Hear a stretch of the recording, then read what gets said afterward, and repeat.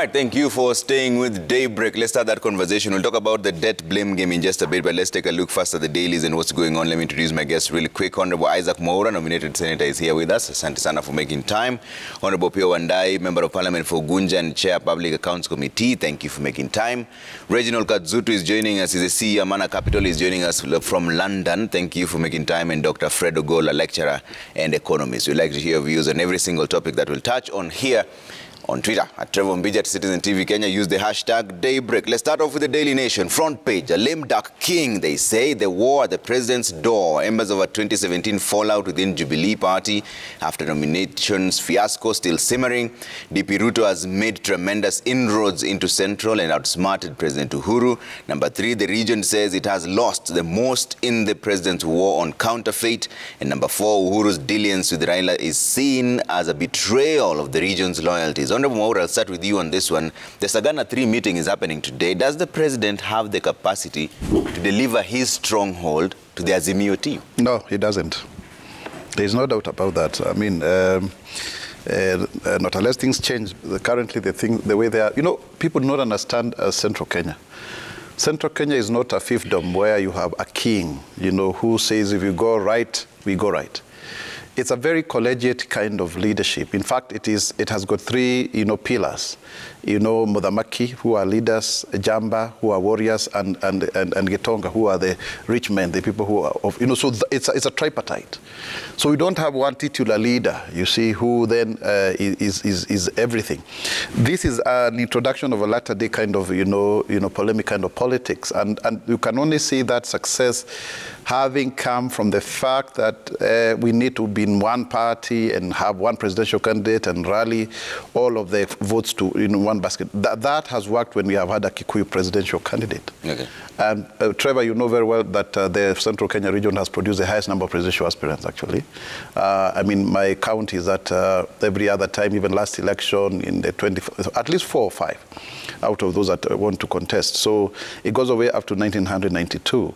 To the extent that even in 2002 we had 2 main ones. So I don't think much is going to change. I've been on the ground, and I can tell you, William Ruto is way ahead. I think he commands about 70% of the region, if not 80 or more. So it remains to be seen, because we were told of Sagana around the same time last year in February. I was a subject that time. In fact, I think I was one who was being directly addressed. So I don't see much happening. Okay. Honorable Pio Wandai, does he have the capacity to deliver his stronghold to the Azimio team? I don't want to claim to be an expert in Central Kenya or Gikuyu politics or Gikuyu nation way of life, as Honorable Moura does. But I am not naive to underestimate the influence and capacity of a sitting president who has now served nearly 2 terms in office and who has been in politics for as long as one can imagine. As they say, the taste of the pudding is really in the eating. Yeah. All this will come to fruition when the final vote is cast and counted.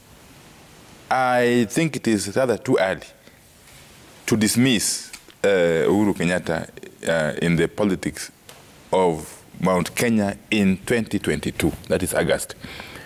I have a feeling that the latter-day politicians, the young politicians who are excited, who are full of adrenaline, could be misjudging the situation. That's my own personal feeling. As I've said, I'm not an expert in Gikuyu issues. I have a feeling that the Tangatanga grouping, which has now morphed into what is being referred to as Kenya Kwanza, yeah. Others refer to it as Kenya Kwisha. I have a feeling that they did not see what is happening now coming. And if you look at the kind of settlements and moves they have made in the last couple of days or so, including the so-called statement on the cost of living, which was full of falsehoods, you would simply, of course, come to the conclusion that that is panic, in earnest. It is panic about the prospects of Sagana 3, and it is also panic more about the happenings this weekend. That is the NDC of Jubilee. Okay, as you know, Trevor, there's a wave currently taking shape in central Kenya. From what I read and decipher from outside, yes, the new wave, which is of course created by the Red Army, as they call it, the Red Army, which is out to wipe out the yellow fever from the region, as it were, is something which you should not underrate. And I suppose Honorable Maura is, of course, basically putting up a brave face. Yeah. Yes. And in the fullness of time, you know, it's my friend. Yeah. We may come back to this studio and compare notes. Okay. I reckon that a lot of changes are going to happen in the politics of central Kenya post Sagana 3, which is happening today, and more particularly post the Jubilee NDC of Friday, Saturday this week. Okay. Yes. Dr. Gola, from an outsider's perspective, what do you make of this fiasco? Is it possible? I think what I can say is that there are some statements there that you can obviously say they're incorrect. Yeah. Like if you say, I don't want to talk about the numbers in Mount Kenya, but I can say when you say that the deputy president is outsmarting his boss, first of all, you must understand that statement could be very wrong, because we believe that as a star, you shine at night. Don't shine at daytime. The deputy president is shining at daytime. He could have left his boss to be smart enough. He could have known that let the boss shine until the dusk comes. Then he comes to shine. But the fact that he has started to shine when his boss is still having his day, that already shows that he was not smart enough. And then the other thing which you want to know, if you want to know who is losing, or if, for example, or who is frustrated or desperate, you see their moves. If you look at the last outburst in the deputy president statements, you could see somebody desperate picking a leaf, for example, the Congo rebuttal, isn't it? You could see that statements coming out, someone who has not said something out of preditation and reflection. So it is wrong to say that. Then secondly, let's use statistics. In the run-up to 2017 and even 2013, especially we can talk about 2017, there was somebody saying that Mount Kenya may not vote in Uhuru Kenyatta. And this discussion went very late into the election. Some few weeks of the election, of course, the Right Honorable Raila Odinga was being called Jamba in Central. And then what happened? Did he get what was meant to be called Jamba?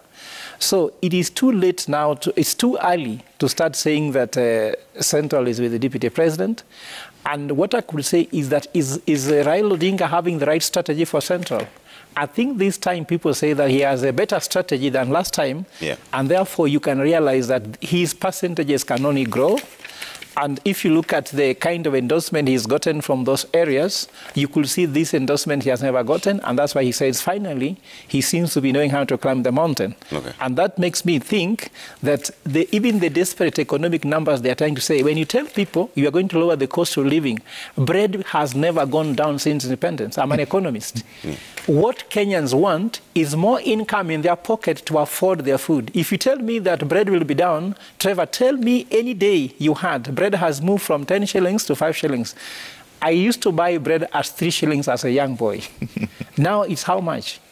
It never goes down. Kenyans are looking for money in their pocket, look for how you're going to reconstruct the economy, add income levels, and let Kenyans be able to afford what they are. Because if you lower the cost of food, you are telling the people who provide that food, their revenues will go down. And the economy doesn't work like that. Okay, that's an interesting perspective, and we'll get into that when we talk about the debt blame game shortly. But Reginald, from an outsider's perspective, what do you make of this political grandstanding that we're seeing now? Is there a big impact when a sitting head of state then declares support for a particular team? I think there is, definitely, especially from those who want a bit of continuity. But if you look at the scenario for Sagana 3, or the president's ability to move Mount Kenya, he may not be able to move it 100%. But even if he's able to move it 50%, changes the equation when it comes to August 9th.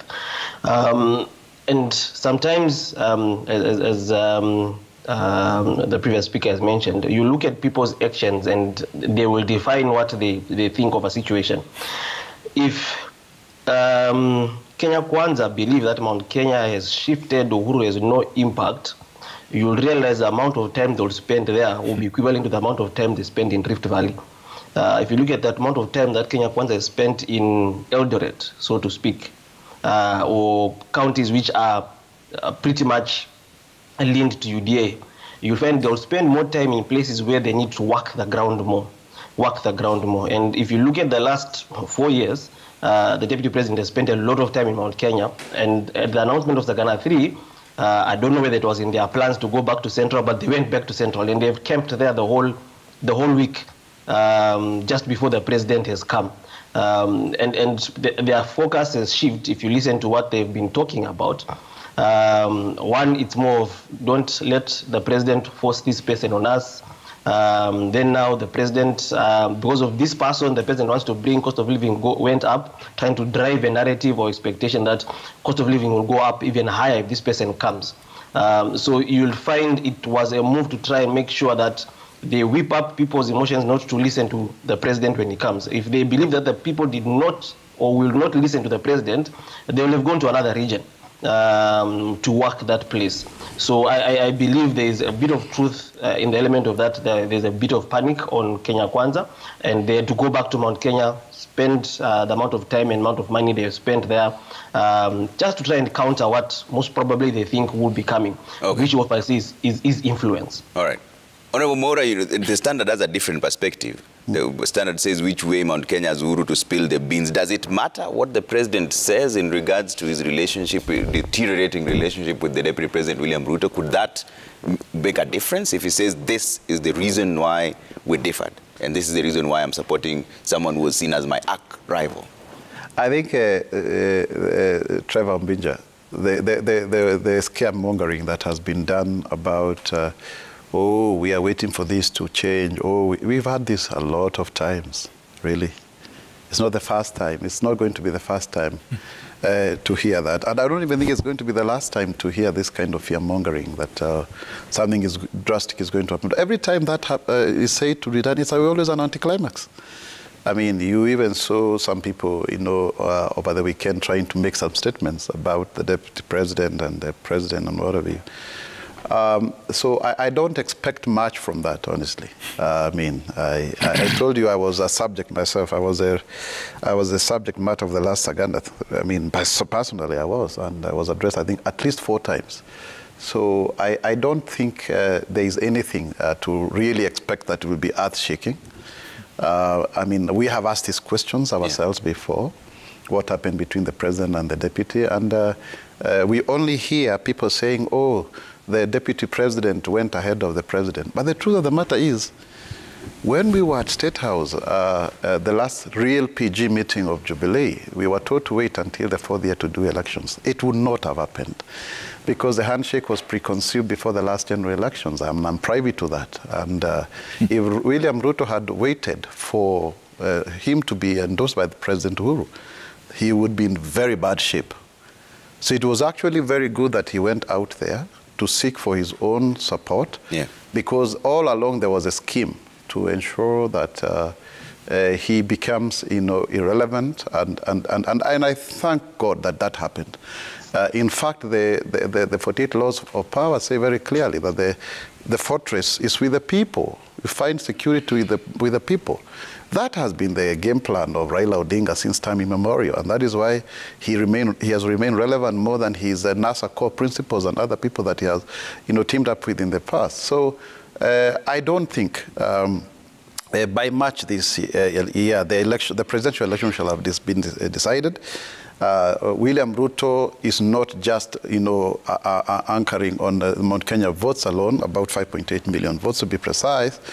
as per the IBC in a tally. But he's also gained a lot of inroads in coast in Western with the Kenya Kwanza Alliance, rather than the Azimio la Kuzimia that Opiah Wandayi belongs to.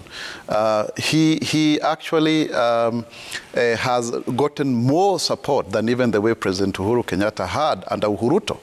And to start saying, for example, that, I think it is because we know effectively Deputy President William Ruto is government in opposition, and ODM is opposition in government. So any failure of the current administration for the last 4 years, 5 years to be precise, should be laid squarely on the ODM doorsteps. You cannot be speaking from both ends of your mouth.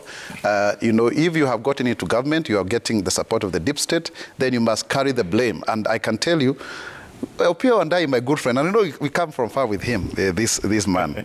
We really have a good history with him. He cannot be the one now purporting to know what is going to happen in Central Kenya. I cannot claim that I know Luo Nyanza politics. Honestly, it will be unfair.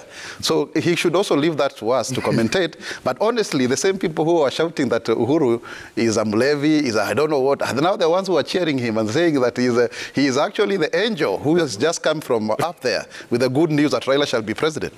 Okay. Opiah, what is your response to this? Because it is true what he's saying. You were on the opposing side for quite some time now. Now there's some dalliance with the president. Let me just pick it up from where Honorable Maura has left it. For sure, we opposed to Uhuru Kenyatta vehemently in his first term. For a fact, I was in the forefront in that opposition, both in and outside Parliament. But then, that was then. And that was politics then. We differed as a matter of principle, a number of issues which we made open and clear. But now we have a convergence post the handshake. And therefore, we are reading from the same script. Yes, we seem to have a common vision for the country going forward. And that's why we are supporting him in his last term of parliament, of the presidency. But having said that, Trevor, it is President Uhuru Kenyatta who has worked closely with his deputy, President William Ruto, for now about 9.5 years. Of course, they had worked earlier, previously in other capacities. And therefore, I don't think there is anyone who, politically speaking, understands William Ruto better than Uhuru Kenyatta, and vice versa, perhaps. And so for President Uhuru Kenyatta to come to a determination, which indeed he has, that William Ruto is not fit to succeed him, is not fit to be equipped with the leadership of a serious nation such as Kenya, then there's something he knows which he did not know. And that is the source of the fear of the Tangatanga group, the Kenya Kwisha conglomeration. The fear is that that much that Uhuru knows about Ruto might start coming out in the open, most likely from today in Sagana. And I can tell you, you may say the Mount Kenya people are different from the Luo or from the Baloya, and so on and so forth. But I've said before, Trevor, that I've lived this country long enough now. I'm now 49 years old, and I'm now serving my second term in Parliament. Okay? I know that these communities, without exception, have their leaders. And for now, my hunch tells me that the leader of the Kikuyu people is President Uhuru Kenyatta. I may be wrong, but if that is the case, and if it so happens that in the coming days or weeks and months, President Uhuru Kenyatta decides to put off the gloves and take on his deputy, William Ruto, with all the information he has about him, because he knows him, then I would be totally naive to start reasoning the way my good friend Maura is reasoning, that nothing will happen in Mount Kenya politics. All right. That no change will happen. Okay. I can bet. Yeah. I can bet that come May or so, or thereabout, of this year, we shall be speaking a different language. Okay. Yes. But Dr. Gola, isn't it strange when a sitting head of state endorses someone from the opposition? Critics say that is his attempt to extend his rule by having someone he could actually control, because then the conversation would be, I'm the one who endorsed you for this, therefore his rule still continues in the back door approach. I think that may not be accurate because we have seen a few things. I'm a church boy, so let me just start with what happens in the church somehow. Yeah. There was a pope who was elected, that was called Pope Paul the 16th. He was elected when he was an old man. In fact, the person who wanted him to be elected had some mischievous reasons why he wanted to elect him. Because he knew he will rule for a short time, then he will have a chance to rule. When Pope Paul the 16th took up the seat, he said, let the Vatican open the windows. And he brought transformation that the person who had mischievous ideas never even ever came closer to the throne. So a sitting president is a sitting president. The powers that is given to the president cannot be remote controlled.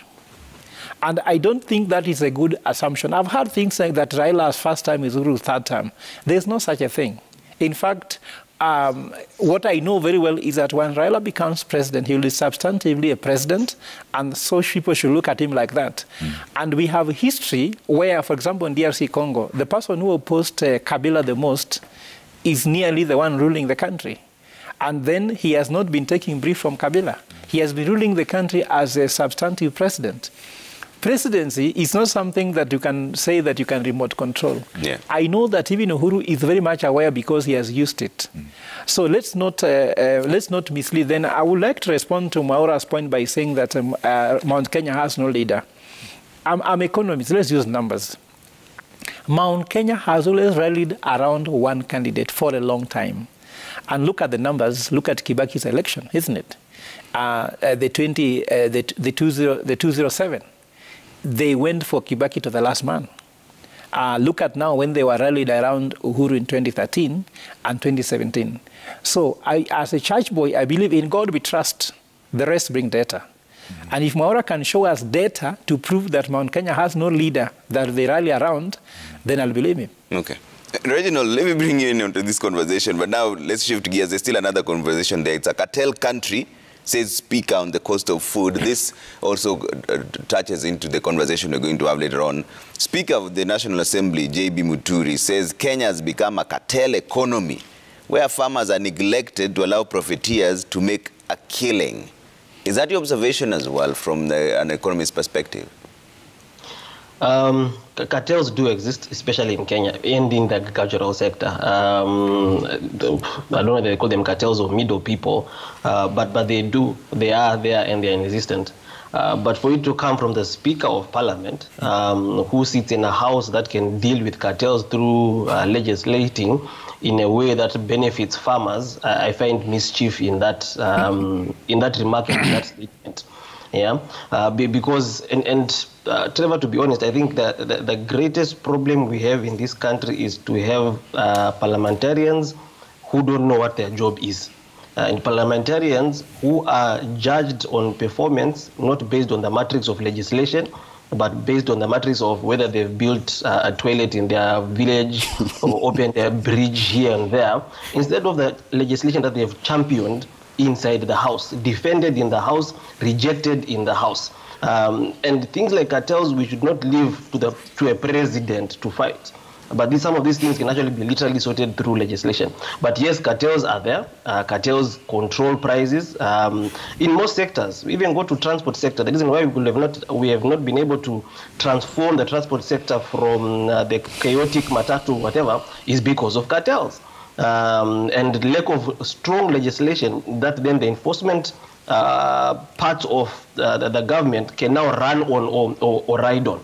So if we are not able to do that from legislation, then the rest just becomes noise. The cartels squeeze someone here, squeeze someone there, and the thing dies off just like that. All right, I'll take a quick break now, but let me take a bit of feedback here on what we were talking about earlier on the dailies, top stories, and then now when we come back, that story of cartels and the economy and the debt blame becomes the center of our conversation. Let's bring that up and see what you're saying before we take that quick break. Okelo Mwalimu says, whoever underrates President Kenyatta's influence in Mount Kenya is in for a rude shock. After Sagana 3, expect the mountain to speak in one voice and sing the song of its Mudamaki, just the same way it did after Sagana 2, okay?